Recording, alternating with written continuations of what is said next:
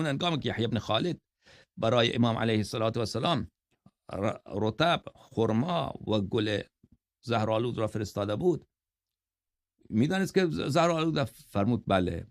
آیا خورد؟ و او پرسیدم که او فاکل و یعلم فیکون معینا علی نفسه، اگر او میدانست که این زهرآلود و خورده، پس او خودش بر قتل خودش همکاری کرده، در قتل خودش دست داشته. فرمود لا یعلم قبل ذلك لیتقدم فيما يحتاج الیه.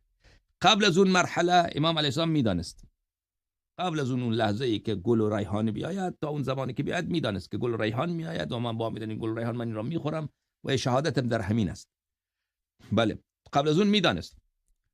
فاذا جاء الوقت القى الله على قلبه النسيان ليقضى فيه الحكم، لیقضى فيه الحكم یا لیقضی فيه الحكم. اما هنگام وقت که رسید، هنگام وفات و شهادت که رسید، دیگر خداوند متعال بر قلبش نسیان عارض می‌دارد، فراموشی. خداوند متعال می فراموشاند. خب در امام علیه السلام که می فراموش کنه و تا به خاطر این که حکم الهی و اراده الهی و قضاء الهی اونجا جاری بشود و شهادت ایشان واقع بشود. خب این رو فرموده ائمه طاهرین علیهم السلام. اما این که امام حسین علیه السلام در کربلا شهید شده، اون که خب بله میدانست که ایشان من شهید میشم و آدم اگر بداند در صحرای جهاد میرود و شهادت شهید میشه، اون که ایرادی نداره، خودکشی که نیست اونجا. بله.